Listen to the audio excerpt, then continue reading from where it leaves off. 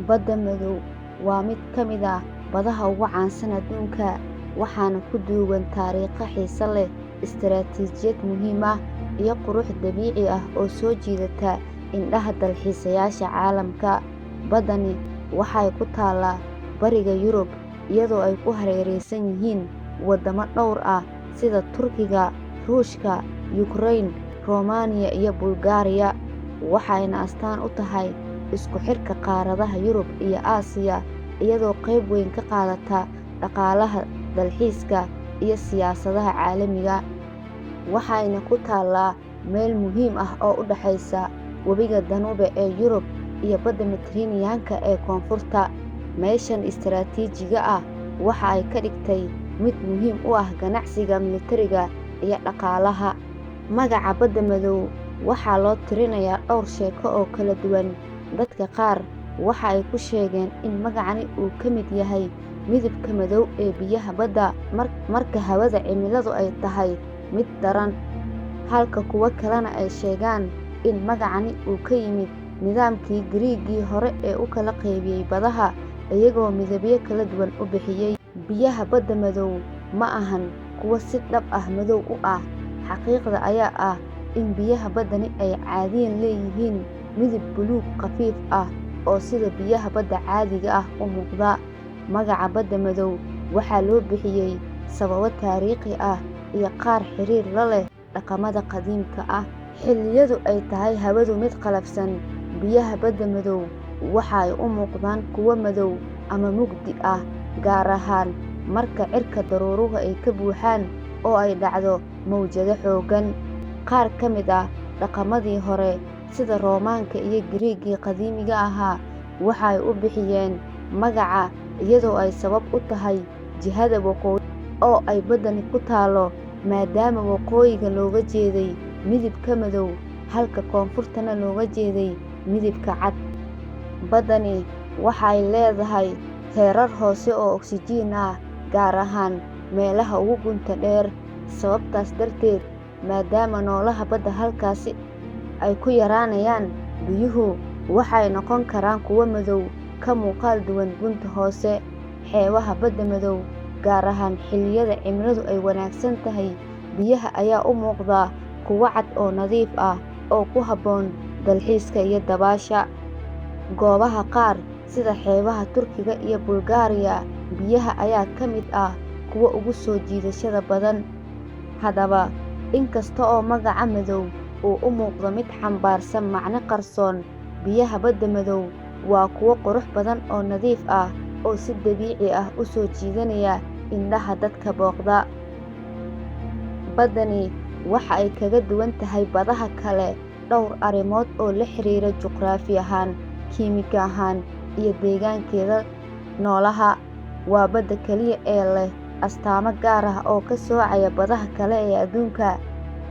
Heerka cusbada ee Badda Madow waa mid aad u hooseeya marka loo eego badaha kale sida Badda Cas ama Badweynta Hindiya.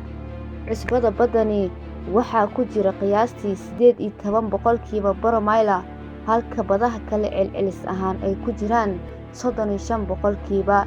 Sababta cusbada hoose ayaa la xiriirta biyaha webiyada waaweyn ee ku shubma baddani, sida webiyada Danube iyo Daniibaro. Qiyaastii 90 boqolkiiba biyaha Badda Madow waa kuwo aan lahayn oksijiin, taasoo ka dhigan in noolaha baddani ay ku noolaan karin qaybaha hoose. Hydrogen sulfide oo ah gaas sun ah ayaa ku badan biyaha hoose, taasoo ka dhalatay burburka walxaha noolaha ee ku dhacay qaybta hoose, halka badaha kale ay leeyihiin oksijiin ku habboon noolaha ilaa gunta hoose. Baddani waxaa ku shubma tiro badan oo webiyo waaweyn ah, in ka badan 10, taasoo sababaysa biyo dhac joogto ah oo gaar ah. Badaha kale sida Badweynta Hindiya ama Badda Cas ma lahan webiyo ku shubma biyo aad u badan oo sidan oo kale ah. Intii lagu guda jiray taariikhda Badda Madow, waxa ay ahayd marin muhiim ah oo loo isticmaalo ganacsiga saliidda, qamadiga, iyo alaabaha kale ee muhiimka ah. Waxa kale oo ay ahayd goob lagu dagaalamo xilligii dagaaladii adduunka ee dagaalkii koowaad iyo kii labaad, iyada oo maraakiibta dagaalka iyo kuwa ganacsiga ay aad ugu tiirsanaayeen biyahani, maadaama ay lahayd muhiimad istiraatiiji ah oo aad u weyn. Waa goob ku xiran suuqa Yurub iyo kan Bariga Dhexe, iyadoo xudun u ah ganacsiga badda ee waddamada deriska ah. Intaa waxaa dheer, baddani waxay leedahay kayd muhiim ah oo saliid iyo gaas dabiici ah oo saameyn weyn ku leh dhaqaalaha waddamada ku hareeraysan. Siyaasiyan, Badda Madow waa goob colaadeed iyo mid iskaashi labadaba. Dagaalka Ukraine iyo Ruushka ee hadda socda ayaa muujiyay sida baddani ay muhiim ugu tahay isku xirka saadka iyo dagaalka siyaasadeed ee Yurub iyo Ruushka. Marka laga yimaado istiraatiijiyadda, Badda Madow waa meel aad loogu helo xeebaheeda waaweyn, hoteeladeeda casriga ah, iyo jardiinooyinka dabiiciga ah. Xeebaha ay caanka ku tahayna waxaa ka mid ah Chania Beach, Bulgaria. Waa xeebta ugu quruxda badan ee loo dalxiis tago, iyadoo leh hoteelo qurxoon iyo cimilo wanaagsan xilliga xagaaga. Trabzon, Turkiga. Magaaladani waxay ku taallaa dhanka koonfureed ee Badda Madow, waana goob caan ku ah buuraha doogga leh iyo cuntooyinka dhaqanka ee Turkiga. Odessa, Ukraine. Magaalada Odessa waxay caan ku tahay taariikhda qadiimiga ah iyo xeebaha quruxda badan ee soo jiidashada leh ee Badda Madow. Baddani waxaa ku nool noocyo badan oo noolaha badda ah sida kalluunka, xayawaanada yaryar ee badda ku nool, iyo shimbiraha xeebaha agagaarkooda ku nool. Si kastaba ha ahaatee, dhibaatada deegaanka, wasakheynta iyo kalluumaysiga xad-dhaafka ah ayaa saameyn ku yeeshay noolaha ku jira baddan, taas oo keentay in dowladaha ku hareeraysan ay qaadaan tallaabooyin ilaalin ah. Badda Madow waxa kale oo ay leedahay dhinac cabsi leh oo xiiso gelinaya dadka. Waxaa la og yahay in baddani ay leedahay meelo biyo aad u madow ah oo ku duugan doonyo qarqamay, maraakiib dagaal, iyo taariikho qarsoon. Maraakiibtii dagaaladii hore ee Giriigga iyo Roomaanka ayaa la sheegay in ay weli ku jiraan gunta hoose ee Badda Madow. Waa badda ugu taariikhda dheer, waxayna leedahay lakabyo biyo ah oo kala duwan, muhiimad istiraatiijiyad oo aan caadi ahayn, iyo hal-abuur dabiici ah oo ay kaga duwan tahay badaha kale. Tani waxay ka dhigaysaa goob cajiib ah oo laga barto taariikh, lagu barto deegaanka, lana booqdo si loo arko quruxdeeda dabiiciga ah.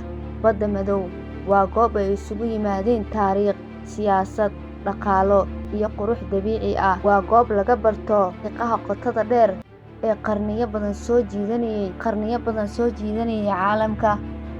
Waana bad gaar ah oo leh sifooyin cajiib ah oo ay ka mid yihiin heerka cusbada oo hooseeya, oksijiin la'aanta biyaha hoose, iyo nidaamka biyo dhaqdhaqaaqa gaarka ah.